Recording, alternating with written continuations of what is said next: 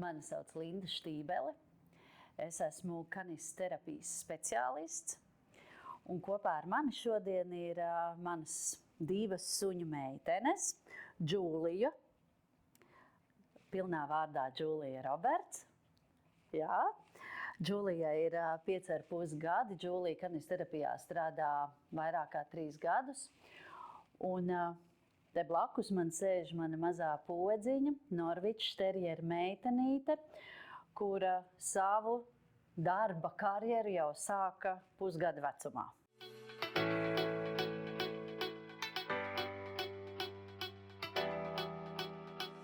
Kanisterapija ir terapijas metode, kuru vada speciālists, un neatņemama sastāvdaļa ir apmācīts, drošs, testēts suns.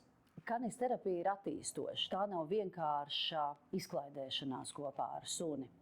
Ja varbūt no malas dažreiz liekas, kad vienkārši spēlējās ar suni vai tiekās ar suni, kaut kur iet pastaigāt, tad tas jau ir terapijas ietvaros plānots viss ar konkrētu mērķi.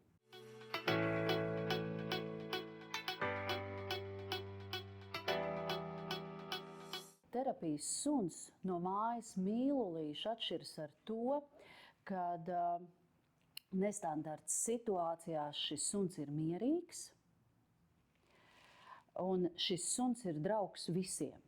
Mājas mīlulis bieži vien ir draugs savējiem, bet ar svešiem viņš ir rezervēts, varbūt citreiz pat nedraudzīgs, bet terapijas sunītim ir jābūt tādam, lai viņš draudzētos ar visiem.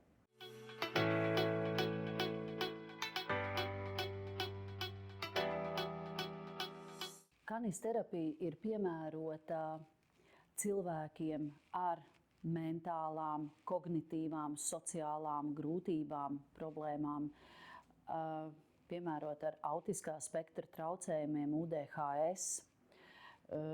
Rehabilitācijā bieži vien kanisterapiju izmanto, un liela mērķa grupa ir arī seniori. Es pati strādāju pamatā tikai ar bērniem un jauniešiem, jo mana bāzes izglītība ir pedagoģija, speciālā pedagoģija un mākslas pedagoģija. Esmu arī apguvusi Montessori pedagoģijas metodas, kuras pielietoju kanisterapijā. Un pēdējā laika tāda ievirze, ko esmu mācījusies un pielietoju kanisterapijā, ir klaunādes metode. Tas ir tā kā noteikti es dzirdēju par doktoriem klauniem, vai ne? Par doktoriem klauniem mācās ļoti ilgu laiku. Es šo metodu esmu tikai apskatījusi, varētu teikt, nedaudz iepazinusi līdz šim tieši šā gada jūnijā Francijā Erasmus Plus projekta ietvaros. Mēs nedēļu mācījāmies, kā attīstīt savu iekšējo klaunu, kā uztvert izgāšanos un nodot to tālāk jauniešiem un bērniem, ar kuriem mēs strādājam, kad izgāšanās nav viss. Neko es vairs nedaru, jo man nesanāk. Izgāšanās ir ilgāks ceļš uz kādu skaistu panākumu.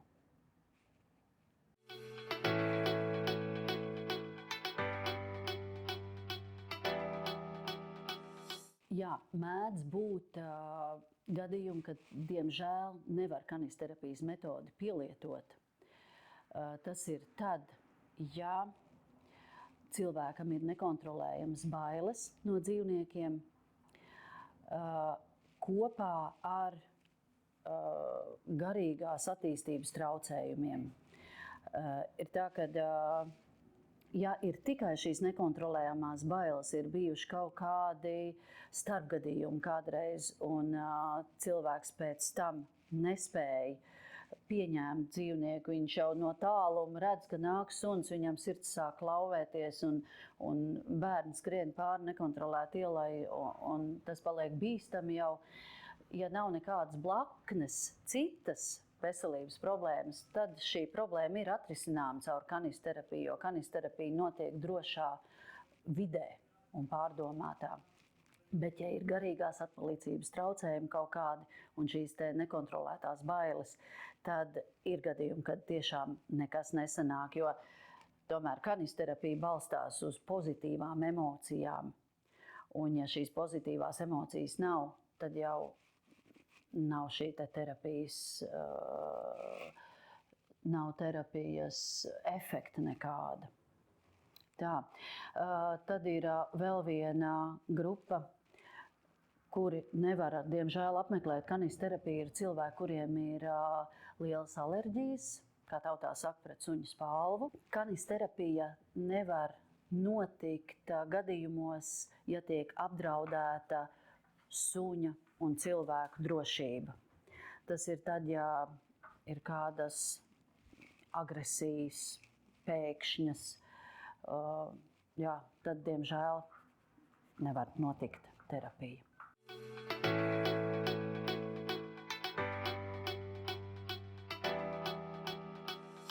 Caur kanisterapiju, caur suni, cilvēks ātrāk atbrīvojas un ir cilvēkam daudz lielāka motivācija darboties. Mēdz būt arī tā, ka ir pilnīgi nemotivēti cilvēki kaut ko darīt, ja viņš neredz konkrētu mērķi. Un caur suni tad viņš redz to mērķi, kamdēļ kaut ko darīt, strādāt, darboties. Un neviļus tad mēs pienākam pie tā vēlamā rezultāta.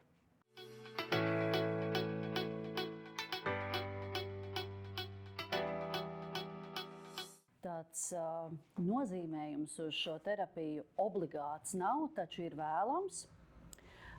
Parasti uz kanisterapiju nozīmējumu dod kāds no speciālistiem, kurš jau darbojās ar konkrēto cilvēku, vai ārstējošais ārsts, vai sociālais darbinieks.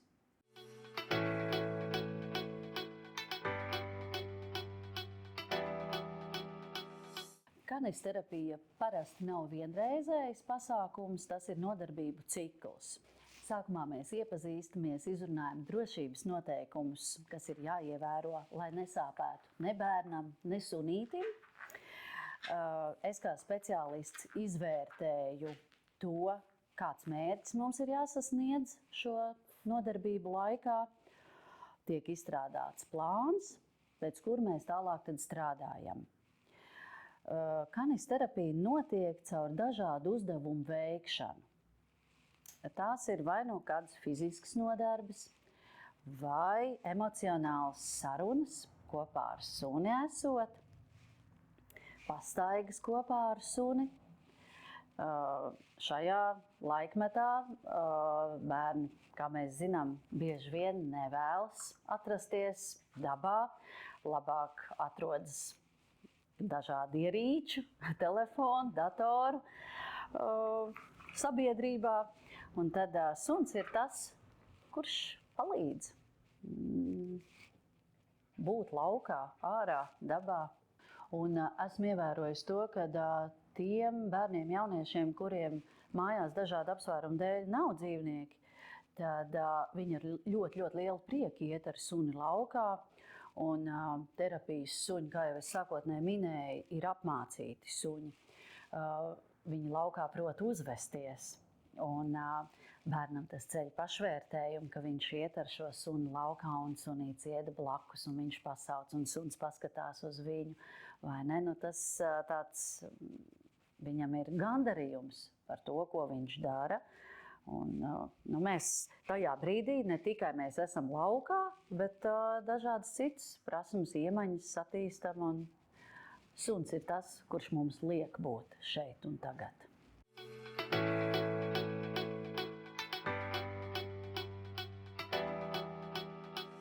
Suns ir kā tilts starp bērnu un pieaugušo. Esmu ievērojis, ka bērns datveras daudz ātrāk esot kopā ar suni, nekā bez suņa esot kopā.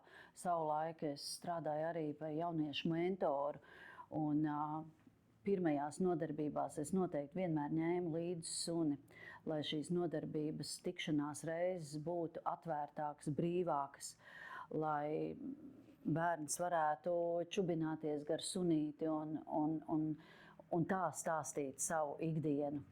Mēdz būt gadījumi, kad cilvēks, vairāk iet runa par bērnu, jaunieti, kad netic sev, nevar noticēt sev. Un caur suni, bieži vien caur suņa mīlestību, beznosacījumu mīlestību, caur to, ka suns nekritizē, nemāca, bet ir vienkārši līdzās, bērns notic sev. Un tā viņš gūst šīs te pozitīvās emocijas, kas padara viņa dzīvi kvalitatīvāku, jēgpilnāku. Viņš neredz tad tikai to melno visapkārt. Jā, dažreiz ir vajadzīgs vienkārši klusums. Būt kopā ar viņiem.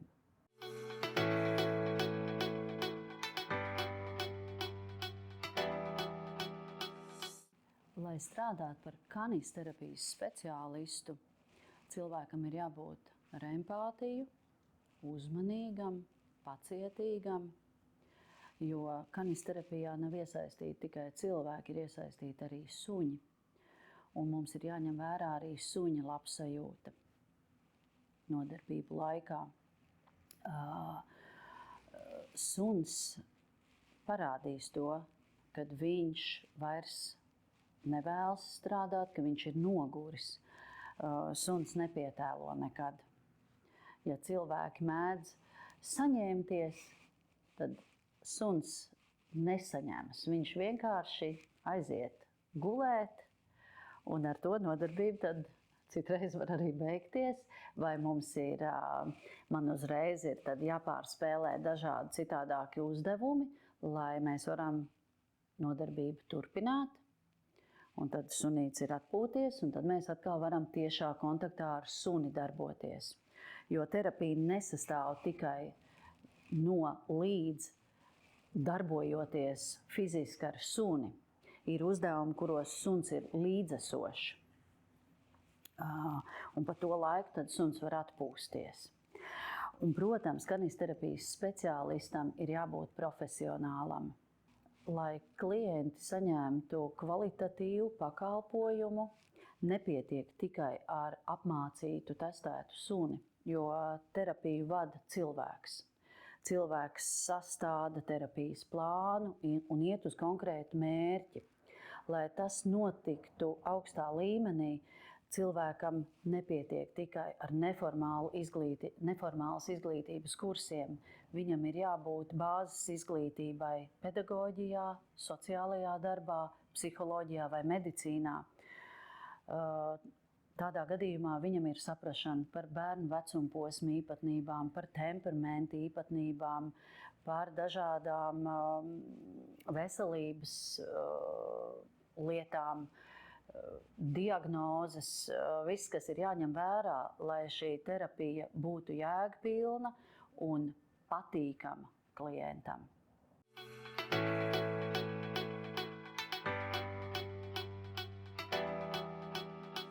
Kanisterapija ir dzīvesveids, jo kanisterapija nebeidzas aizverot kabineta durvis. Mani kolēģi, partneri, kā es viņu saucu, dzīvo ar mani kopā. Un tā ir mūsu ikdiena. Un terapijas suņiem mājās esot, ir jābūt mierīgai videi, drošai videi, lai viņi var kārtīgi atpūsties un atkal turpināt pēc tam strādāt. Kanisterapija ir mans sirdsdarbs. Man ļoti, ļoti patīk suņi. Tie ir patikuši jau no pašas bērnības.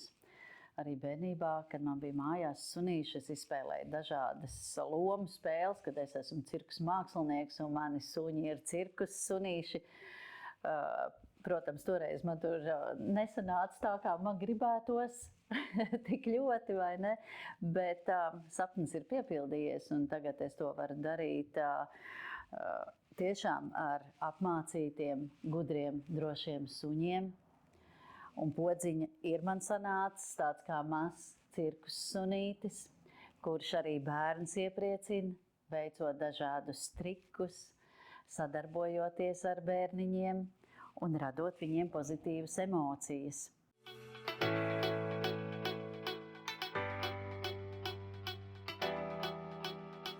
Par kanisterapijas speciālisti es kļuvu salīdzinoši nesen, tikai 5 gadus atpakaļ.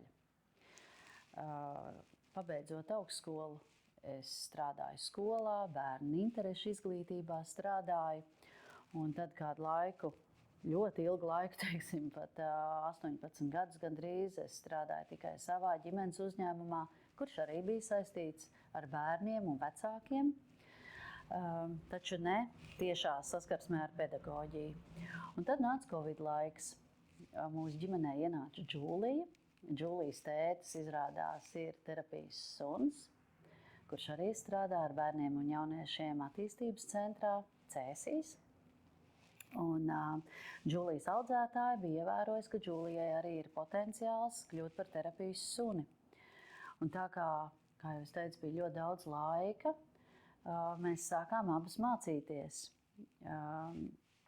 Džūlija tika apmācīta, pēc gada Džūlija tika testēta un parādīja ļoti, ļoti labus rezultātus un iegūja savu pirmo certifikātu kā suns terapeits, un paralēli es kļuvu par kanisterapijas speciālistu.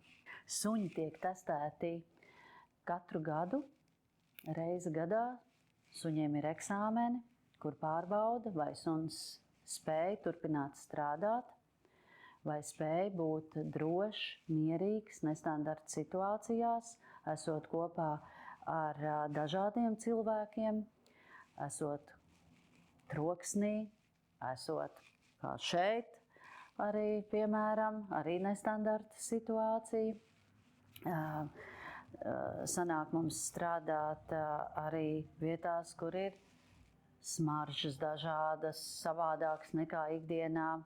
Slimnīcas vidē, piemēram, Džūlija ar pogu nestrādā slimnīcas vidē, bet suņi, kur strādā slimnīcas vidē, viņiem ir jāpieņem šīs te medikamentu smaržas visādas.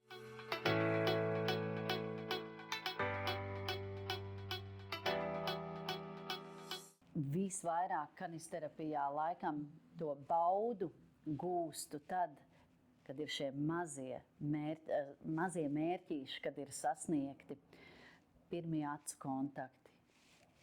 Pirmā drosme ir bērni, kā jau mēs runājam, kuriem ir nekontrolēts bailes no suņiem. Un tad pienāk brīdis, kad mēs esam strādājuši, un bērns man saka, es iešu Džūlijai iedot kārumu. Un varbūt no malas tas neliekas nekas, kas tur iedod Džūlijai kārumu, vai ne? Bet mēs esam uz to gājuši ilgu laiku, un ir tas. Un tad mammas pēc kaut kāda laika man sūta ziņas, kur bērns ir kopā ar suni, uzvedas pavisam brīvi, droši. Un tie ir tie mazie laimes mirkļi. Kanisterapija māca priecāties par mazumiņu. Nevienmēr vajag kaut kādu lielu laimi darbā un lielus, milzīgus sasniegumus. Tie mazie laimes mirklīši, tie ir tie, kur piepilda sirdi. Un kanisterapija produktīva un kvalitatīva var sanākt tad, kad visi ir apmierināti. Kad suns ir laimīgs, kad speciālists ir apmierināts ar savu darbu un klients aiziet laimīgs.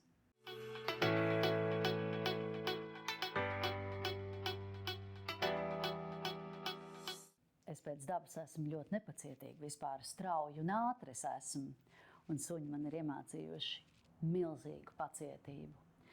Lai būtu tā, kā tagad jūs redzat, kā ir, ka suņi ir mierīgi, kad mēs varam šeit sarunāties, viņi nerej pa katru troksni un par katru garām gājēju uz ielas, vai ne?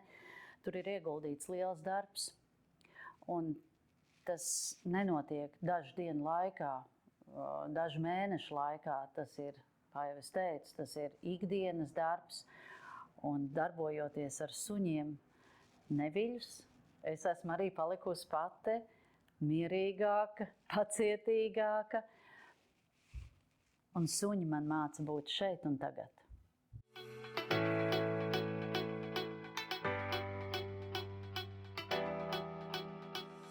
Apmeklējot kanisterapiju, es esmu ievērojusi, kad, piemēram, bērni ar lielu trauksmi iekšā, atnākot, kuriem ir šī lielā trauksme iekšā, esot kopā ar suni, strādājot, darbojoties ar suni, viņi nomierinās, viņi saprot to, ka ātri nekas nenotiek, kad ir jāveido acu kontakts ar suni, lai kaut kas notiktu, lai suns viņos ieklausītos.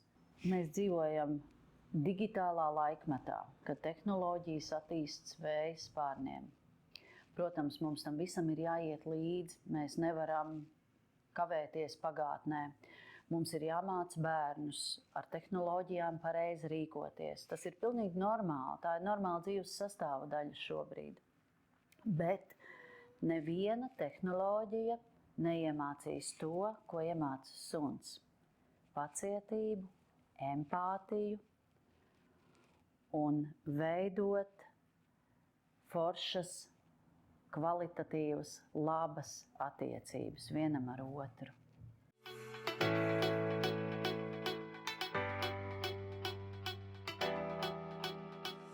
Es teikšu tā, ka gan strādājot kanisterapijā, gan strādājot speciālā pedagoģijā, man bieži vien ir jābūt kā improvizācijas teātra aktierim. Jo, lai kā tu esi sagatavojis nodarbību, var sanākt tā, ka ir pilnīgi viss savādāk tajā brīdī. Bērns ir atnācis uz nodarbību, viņš pirms tam ir sastrīdējies ar mammu vai māsu, vai kaut kādas problēmas skolā ir bijušas, un mums ir pilnīgi kaut kas cits jādara tajā brīdī. Man ir jābūt ļoti, ļoti elastīgai, un idejām ir jābūt šeit un tagad uzreiz. Izaicinājums ir arī tas, kad katrs klients ir īpašs, katrs klients ir individuāls, un tieši viņam tiek piemērots nodarbību cikls. Nav viena recepte, pēc kā strādāt. Ja vienam der podziņa, otram der džūlija, piemēram, man ir arī jāsaprot, ar kuru suni bērns strādās. Varbūt viņš var ar abiem strādāt, bet citam der tikai liels, ļoti, ļoti mierīgs suns, kurš ir klātesošs, kurš rada drošību. Citam ir vajadzīgas ļoti, ļoti labas, augsts, pozitīvas emocijas, ko rada atkal poga ar savu rotaļīgumu. Un tas ir tas, teiksim, arī daļai tas ir izaicinājums. Man kā speciālistam ir jāredz, lai nodarbībā justos labi gan klients, gan suns.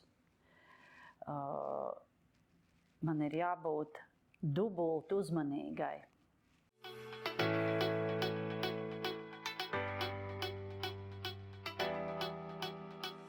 Kanisterapija neaizstāja citus speciālistus. Kanisterapija mēdz būt arī starpdisciplināra metode, lai tiktu ātrāk, lai sasniegtu ātrāk pozitīvu rezultātu. Kanisterapija var iet paralēli. Piemēram, bērns apmeklē logopēdu vai ergoterapeitu, fizioterapeitu, mazuļu skoliņu, un paralēli ir kanisterapija.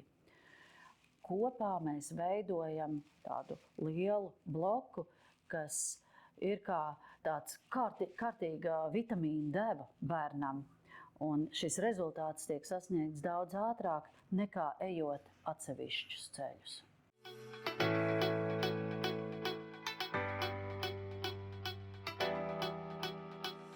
Tā kā kanisterapija nav ļoti populāra, kaut gan ar katru gadu paliek šī metode populārāk, izmanto gan skolās, gan atbalsta centros, attīstības centros, tad jau daudz zina, pa ko iet runa, bet neskatoties uz to, ir vecāki, kuri jau zina, ko viņi sagaida no kanisterapijas, bet ir tādi, kuri pat citreiz nezina, suns arī šeit būs šajā terapijā, ja? Kad īsti pat nenojauš, ja? Kas un kā. Un tad, tad ir pārsteigums, pat citreiz varētu teikt tā, kad ir no vecāka puses pārsteigums, viņi ir pārsteigti, kādu efektu rada šīs te nodarbības, kad bērns atverās. Pie mums nāk puisīts ar autiskā spektra traucējumiem, ikdienā skolā. Viņš ir, nevarētu teikt, bet viņš ir nerunājošs, viņš ir tikai līdzesošs tur, klāt esošs. Un kanisterapijā atraisās šis puisīts, viņš saka vārdiņus kaut kādus, viņš saka Džulijai čau un atā, un smaida, un priecājas, un dara dažādus uzdevumus, un vecāki, viņi saka, neticami tas ir, kad es viņiem aizsūtu video, kas ir noticis nodarbībā, viņi saka, neticami, ka tas notiek ar viņu bērniņu. Kad neteiksim tā, ka kanisterapija rada brīnumus, bet kanisterapija ir tas grūdienis, kas atver bērniņus bieži vien.